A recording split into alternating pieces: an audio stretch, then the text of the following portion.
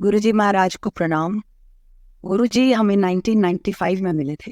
हमें ऐसे ही पता चला कोई बाबा आए हैं, वो क्योर करते हैं। हमें बिल्कुल विश्वास नहीं हुआ। फिर भी किसी ने बताया कि क्योर अगर किसी को कराना है मर्ज, तो वो कर सकते हैं, उनमें ये शफा है। फिर तो और भी विश्वास नहीं। शुरू में तो विश्वास आया ही नहीं कि ये कैसे हो सकता है और ये कौन है। मेरी अपनी टांगों में बहुत दर्द होती थी और मैं ज़मीन पे नहीं बैठ सकती थी। बहुत इलाज कराए, लेकिन ना मर्ज पता चलता था और ना ही दर्द जाता था। जब गए, उससे पहले मेरी फैमिली के कुछ मेंबर जा चुके थे और उनका कल्याण गुरुजी ने किया था। गुरुजी उस जमाने में जलंधर से आए थे, जो उनका डेरा था, और दिल्ली में वो लोगों का कल्याण कर रहे थे। कोई मंदिर की स्थापना तब नहीं हुई थी। उस टाइम गुरुजी ने हमें बोला कि मेरे पीछे चलो, और 40 और गाड़ियां उनके पीछे दें। एक जगह ले गए और वहां पे कमरे में जाके उन्होंने अपने आप को बंद कर लिया। बाकी सब लोग बाहर बैठे रह गए और मैंने यही सोचा कि मैं तो ज़मीन पे बैठ नहीं सकती, लेकिन सब ज़मीन पे बैठे हुए हैं, तो मैं कोने में जाके खड़ी हो गई। दरवाज़ा खुला, गुरुजी सीधे मेरी तरफ आए और इशारे से उन्होंने मुझे खड़े होने के लिए बोला और मुझे बोला 10। मैंने कहा जी पंजाबी में, मेरा लड़का। कहते हैं उसकी छोड़, अपनी बता, तुझे क्या प्रॉब्लम है। मैंने कहा जी मेरी टांगें बहुत दर्द करती है। कहते हैं यहाँ इतनी देर बैठी रही, तुझे दर्द हुई? तब मैंने रियलाइज करा मैं कब थक के बैठ गई, मुझे खुद को नहीं पता। उन्होंने बोला आज के बाद नहीं होगी, आज तक नहीं हुई। बेटे का उन्होंने पूछा, तो मैंने बस इतना बताया कि गला खराब रहता है। उन्होंने कहा सोने का ओम पिला दे इसको और घर में चावल बनाना और खाना बंद कर। मेरे दिमाग में एक लहर सी दौड़ी सोच की कि इतने छोटे बच्चे को सोने की चेन पहनाओ, तो आगे से हंस के गुरुजी कहते हैं पीले धागे में पहना दियो फिर। और फिर मैंने लिखान में बोला, मैंने कहा गुरुजी जॉइंट फैमिली है। तो उन्होंने बोला तू, तेरा घर वाला, तेरे दोनों बच्चे, सारी उम्र ना चावल खाएंगे ना बरते। जब मेरे प्रसाद में आए तो हमें गुरुजी ने अलाउ कर दिया। कि उन्होंने बताया कि वो पदार्थ की नज़र से नहीं देखना, उसको सिर्फ प्रसाद की नज़र से देखना। ये दाल है, ये सब्जी है, ये रोटी है, ये नहीं देखना, उसको सिर्फ प्रसाद की नज़र से देख के और उसको ग्रहण करना है। बेटा बिल्कुल ठीक था और मैं भी बिल्कुल ठीक हो गई। उस दिन गुरुजी ने काफ़ी और ब्लेसिंग्स दी। उनमें से एक ये है, तेरा अपना स्कूल है। मैंने कहा नहीं, आपको गलत फहमी हुई है, स्कूल मेरी मदर चलाती है, सिर्फ तेरा अपना है, मैंने देख लिया। मैं चुप रही और उन्होंने कुछ बातें और बताई मुझे। और बाद में इस बारे में उन्होंने कहा था, गुरुआं दी गल पत्थर दी लकीर होंदी है। वो सच हुई। जिस तरीके से उन्होंने बताया था, क्योंकि ब्लेसिंग उनकी ये थी कि वो इमीडिएटली कुछ सालों बाद चालू हो गया था, लेकिन एक जो ब्लेसिंग उन्होंने बहुत इस तरीके से दी थी कि वो उस जमाने में मेरे लिए मेरी सोच से भी बाहर थी, मेरी पॉकेट से बाहर, मेरी सोच से भी बाहर। तो यही मैं सोच रही थी कि ये इस तरीके से क्या ये ब्लेस कर रहे हैं मेरे को। जिस दिन गुरुजी ने धीरे धीरे धीरे अपना असल दिखाया कि वो एक बहुत ही सुप्रीम पावर है, उसके बाद मन में डाउट नहीं था।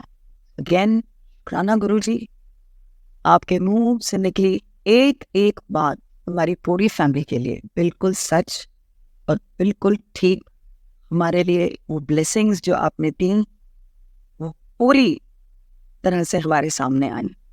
गुरुजी वापस चले गए जलंधर और हम उनको थैंक यू बोलने के लिए पीछे पीछे गए। जब हम गए तो उन्होंने ये बात बोली कि दिल्ली वापस अभी मत जाओ, यहीं रहो लुधियाना में और कल वापस आओ। उस जमाने में कोई सभा नहीं लगती थी जलंधर मंदिर में, बाहर से ही कई बार गुरुजी ताला लगवा देते। और एक सेवक थे, मैंने उनसे पूछा कि द्वार कितने बजे खुलता है। उन्होंने बोला द्वार तो हम 10 बजे खोल देते हैं, गुरुजी पाठ से उठ के 11 बजे आते हैं अपनी से। तो हम 11 बजे पहुंच गए। जब हम 11 बजे पहुंचे तो देखा कि वहां मंदिर में कोई भी नहीं था हमारी फैमिली के सिवा।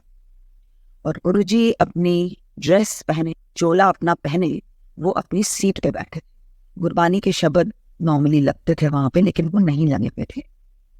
जैसे ही उन्होंने हमारे को देखा उन्होंने बोला, aunty you are late, what were you doing all this while, wait I will tell you. और फिर उन्होंने पंजाबी में बोलना शुरू करा। 2 आलू के पराठे खाए, 1 कटोरी दही देना, आधा ग्लास पानी पिया, टेबल पर रख, फिर वॉशरूम गई। उसके बाद अपनी बहन के पीछे वाले कमरे में तेरा काला सूटकेस पड़ा था, वहां से तूने अपने बेटे की ड्रेस निकाली, और जो ड्रेस उसने पहनी थी उसको पसंद नहीं आई थी तेरे को, तूने चेंज कर, तो सारे कमरों में जाके सबको तूने बुलाया। उसके बाद जो आधा ग्लास टेबल पे तेरा रखा था वो तूने फिनिश करा, फिर टॉयलेट गई, और उसके बाद पूरा 1 घंटा मेरे पास लेट आ रही, गुरुवानु वेट नहीं कराएगा। I was totally shaken up कि ये कौन है, इनको इतना कुछ कैसे मूवमेंट बैलेंस पढ़ पाता है। एंड अगर ये सब जानते हैं तो ये काफी कुछ और भी जानते हो।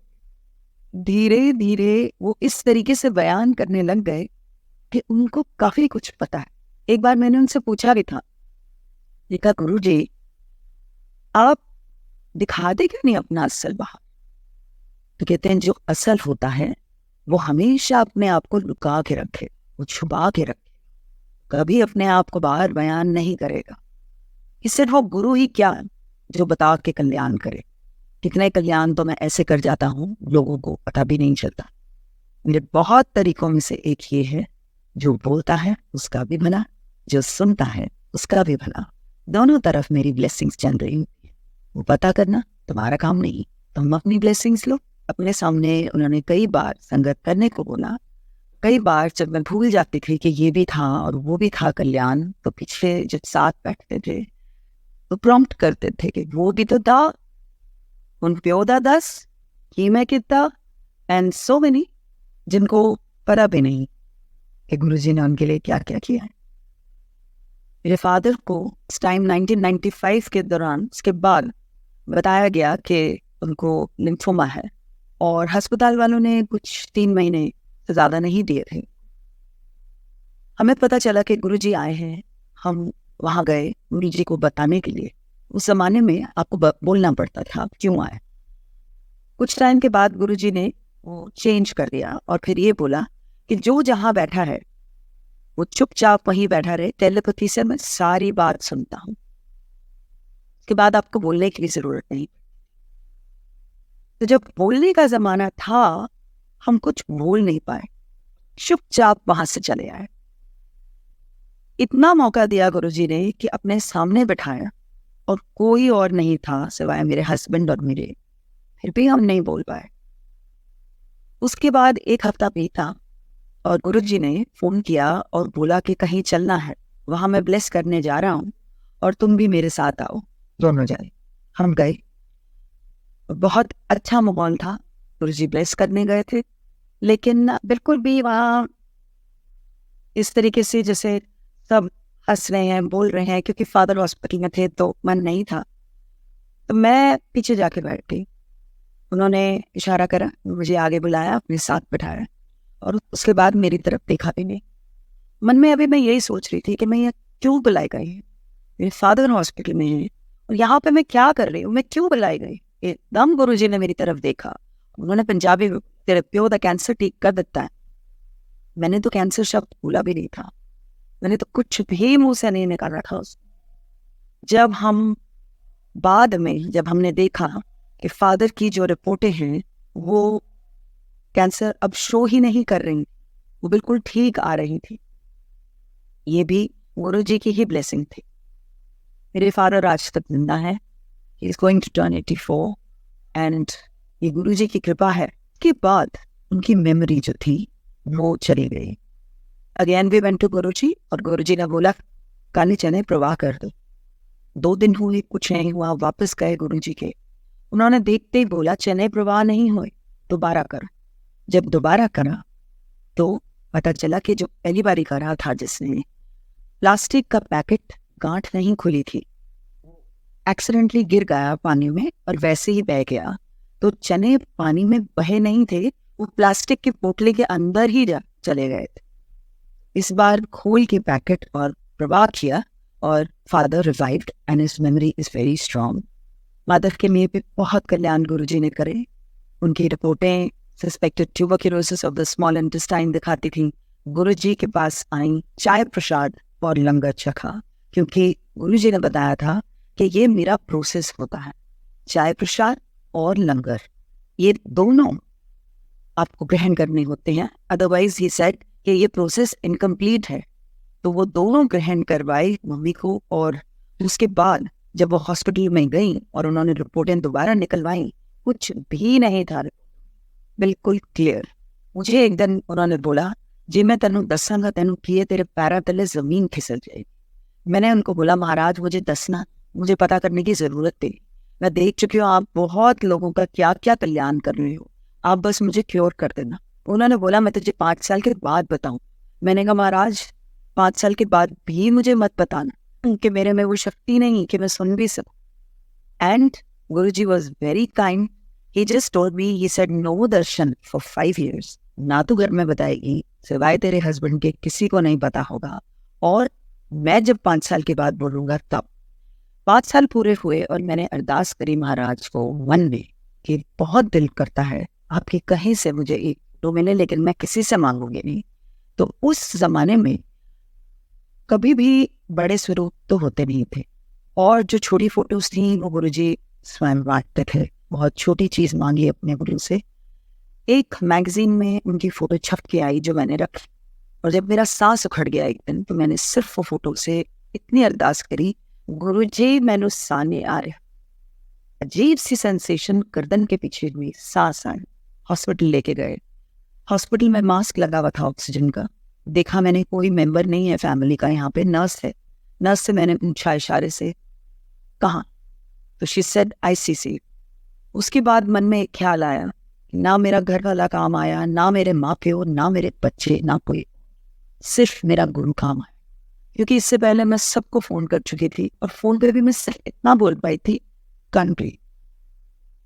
एंड गुरुजी के सामने जब मैं खड़ी थी, लाइन में मेरी बारी आई, तो प्रसाद बांट रहे थे, तो कहते क्यों फिर, ना घर वाला कम आया, ना माँ प्यो, ना बच्चे, ना कोई और, तेरा गुरु कम आया, ले तेरी सेकंड लाइफ ऐश, कुछ भी बताने की जरूरत नहीं। ये गुरु ऐसे हैं अंतर्यामी कि इनको सब कुछ पता है हर एक की जिंदगी में। वो प्यार से कहते थे फाइल खोल देती, तो हर एक की फाइल उनके पास है, और हर एक का वो देख रहे हैं। कितनी चीजें हमारी जिंदगी की होती हैं जो हमें पता भी नहीं कि ये हमारी तरफ ऐसी कोई मुसीबत आ रही है, लेकिन गुरुजी नो, वो मुसीबत आने ही नहीं देते। आपसे गलती ना हो, अगर हम गलत, तो गुरु किसी को भी प्रोटेक्शन नहीं देता गलत चीज। एवरीबडी जो उनके बारे में जो भी, अगर आप उनके बारे में शेयर करते हैं, तो गुरुजी के ही अल्फाज हैं कि ये एक ब्लेसिंग है। उन्होंने एक बार मुझे बोला था कि अगर 2 बंदे भी बह के मेरी गल कर लें, हुए मेरी संगत, वो सत्संग को संगत करना बोलते थे। तो उन्होंने यही बताया। Once he told me, he said, okay, you go to this place, वहां से ना कबाड़ मत उठाकर लाइए, don't waste your money.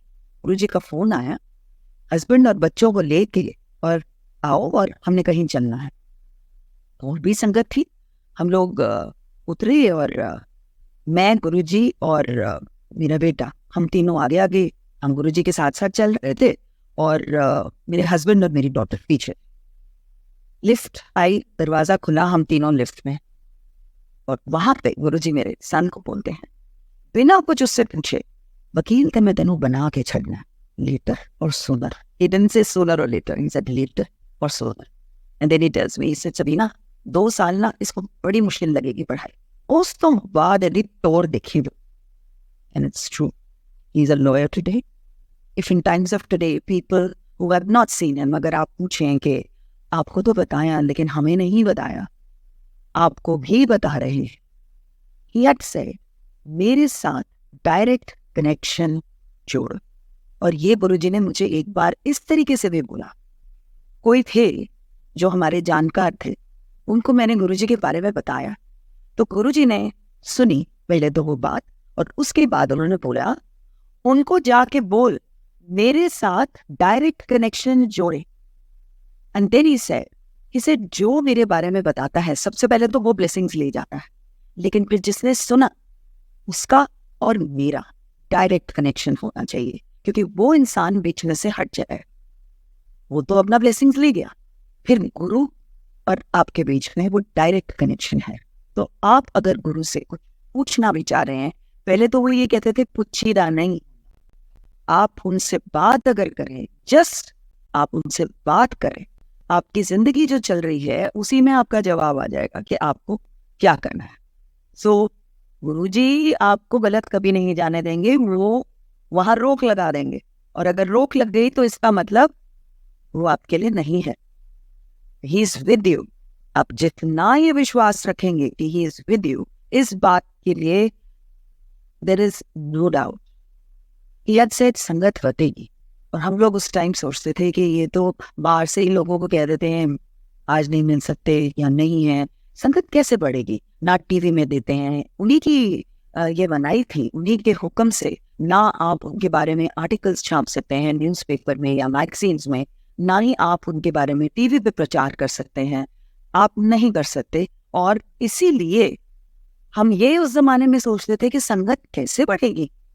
But Guruji had said कि संगत करो मीन्स के वी टेल ऑल द कल्याण्स जो गुरुजी ने हमारे ऊपर, जो उन्होंने ब्लेसिंग्स दी हैं, कल्याण करे हैं, वो बताया। ही यूज्ड टू से अगर ध्यान गोडों में जा रहा है, अगर ध्यान गोडों में जा रहा है तो भगवान की तरफ कैसे जाएगा। तो इसीलिए जितनी दर्दें होती हैं, वो सारी दर्दें, वो सारे पेन पहले मैं हटा देता हूँ, ताकि आपका डायरेक्ट कनेक्शन भगवान से बने। तो वो आपके अपनी अपनी श्रद्धा है आपकी कि आप कैसे नमन। गुरुजी बहुत अलग अलग जगह कई बार भेजते थे। अगर आप जैसे किसी संगत कर रहे हैं और क्या वो सोच रहे हैं हमें नहीं पता, लेकिन गुरुजी को पता होता था। सो गुरुजी को सब पता है हमारी जिंदगी का, आपकी जिंदगी का, उनको सब पता है कि आप उनकी शरण में हैं तो आप हमेशा अपना कल्याण करा जाएंगे उनसे। ये उन्हीं का बताया हुआ रास्ता है। जय गुरु जी।